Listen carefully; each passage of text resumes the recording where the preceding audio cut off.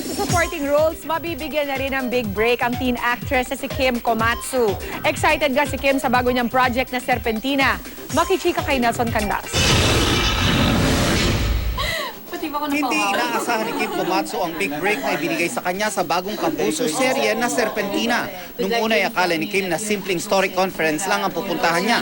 Pero nang humarap sa kanya ang direktor at mga executive ng programa, nagulat na siya nang sabihing siya ang gaganap sa lead role.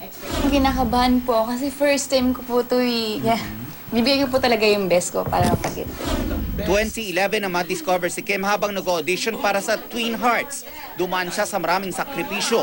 Nangihiram pa nga raw siya ng damit at sapatos noon. OFW sa Japan ang kanyang ina.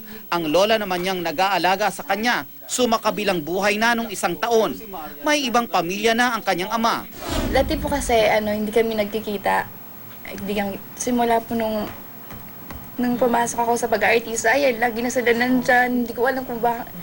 Parang, siyempre, para sa akin, iba iisipin ko kasi simula nung nagkapangalan ako, tsaka lang kayo lalapin. Tapos,